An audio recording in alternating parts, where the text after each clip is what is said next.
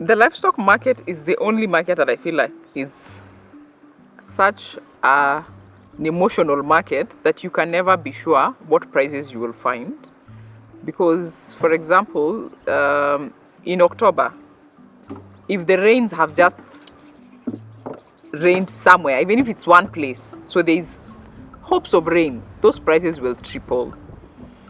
Yeah, and then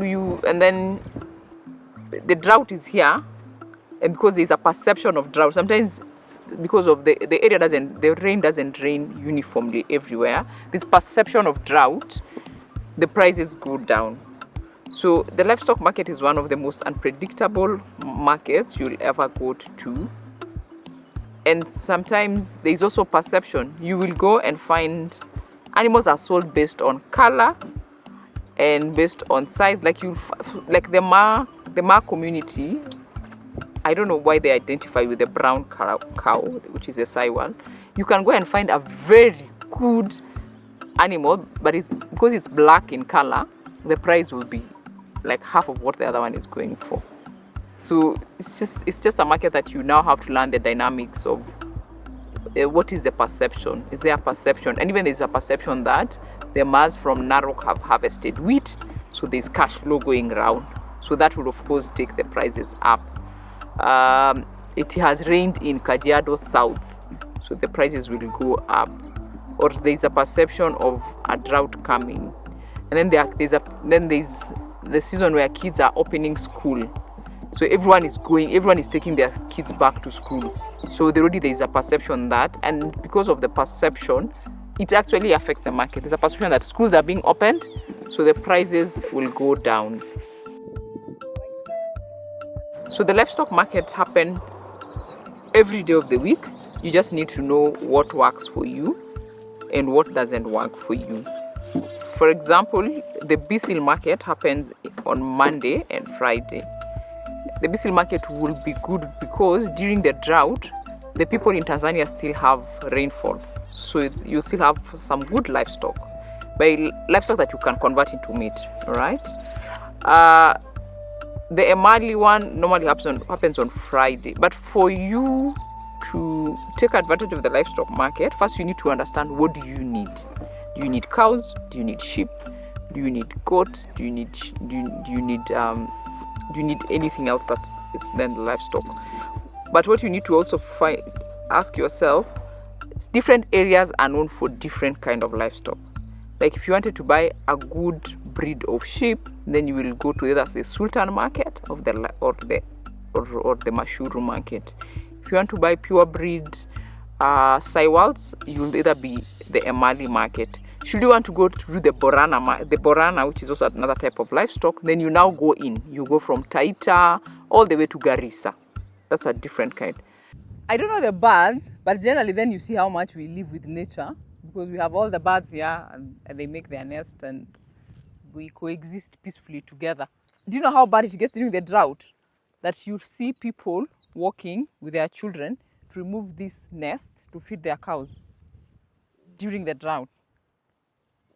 Like you see people, you think they're going around, there's something they're doing around, they're going in the forest to remove bird nests. If you want to take advantage of the market, you have to be there very early in the morning. Why? Because you then do your survey and realize this is how the market looks like. And sometimes we actually go up to Taita. If it's a market, you come back without livestock, because by about 10 a.m., you kind of have an idea, this is how the market looks. So we describe the market this way. It's either a buyer's market or a seller's market. So a buyer's market means that the prices are favorable for us who are buying.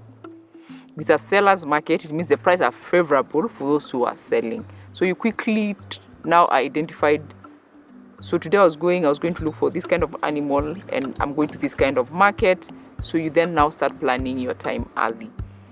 But the best normally is if you're able to buy from someone. It's easier because then you're able to walk through the management of their livestock. And most of the time, when I'm going to buy 10 animals from a farmer who has about 100, if I go there, I can already tell the state of his flock. So it's easier for me to know even what am I going to do before I slaughter it, because our animals go through a process before they are slaughtered. Livestock market is a cash basis. In fact, even when you go, because for us, because of the security, you can't go with large sums of cash. They will wait for you. They will even take you to the bank. You withdraw for them the money and give them in cash. They don't accept M-Pesa. In fact, it's been the only form of receipt that we have from the livestock market when we buy livestock is the county receipt, because you have to pay cess. Otherwise, you don't. And even the county themselves, they prefer cash. So that is the only form of receipt saying that I have bought animals. I have bought animals because I paid for cess for 100 animals. So if you send someone, you can't know how much it was, because he will tell you the market was today a buyer's market. Rarely when you send someone, they say the market was a buyer's market. They will say the market was a seller's market. But you have no way of ascertaining it because they are paid in cash. Even when we send our stuff, there is no way. And there was a time the government had tried to bring up until they give you their IDs. So as you're buying, you give me your ID, your copy of your ID. No, you can't. But they will not give you any form of documentation. It's a gentleman's agreement. So woe unto you sometimes if you bought, which I've had that happen, if you bought stolen livestock. It's now for you to call the people who, because when you are buying, it's you're not buying as a person.